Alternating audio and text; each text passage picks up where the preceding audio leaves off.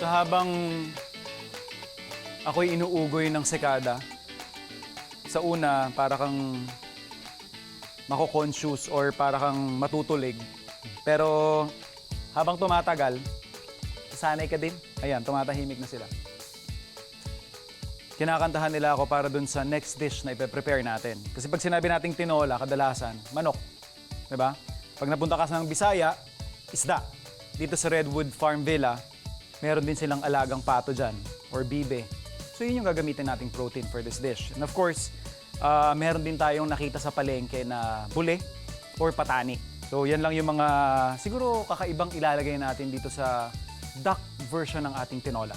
Ito yung ating farm-raised na duck. This, I would say, is optional. Kung gusto ninyo medyo yung low-key lang na no hassle masyado yung tinolang version na gagawin nyo, you can definitely skip the part na igigisa mo pa siya. Pero again, like I always say, na kung mapapansin nyo rin dun sa style ko, when I'm cooking any dish na may sabaw, if I can turn it into a braise, or gusto ko may searing muna, I always take the opportunity to do that. Because, in my experience, in my professional opinion, it gives you a deeper flavor doon sa dish na ginagawa natin. Imbis na bland lang, straightforward lang, at least dito may mga complexities tayong matitikman. So, we brown our meat.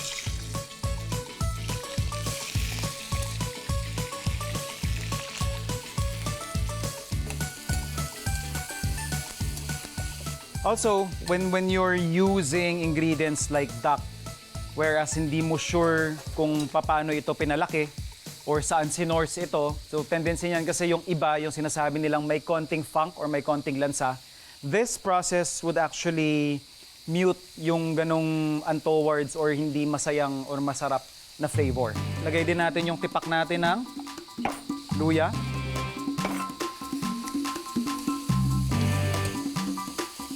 Then slice na lang din natin yung ating papaya.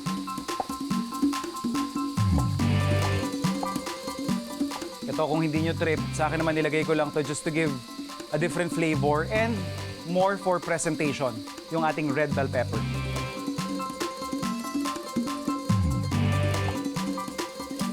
So once na na-sear na natin, yung ating pato or bibe, ano yung ating stock, timplahan natin ng patis. And yung ating tanglad.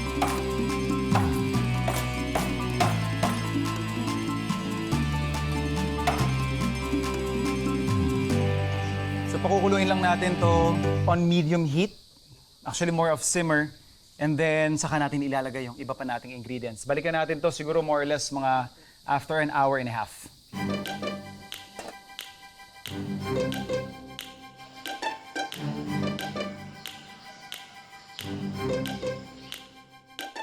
So ito na. Check natin yung laman ng ating pato. Yan. Ayun, nahulog na. Literal. Falling off the bones, baby. Pwede na tayo maglagay ng ating papaya. It's still your preference. Depende, bahala ka na. May iba kasi na gusto nila may bite pa minsan yung karne, yung iba naman kagaya ng ganyang kalambot. So, kung kayo magta-try ng recipe na to, whatever floats your boat. Anong trip nyo? Pwede yun. And then, sasabay na natin dito yung buli or patani.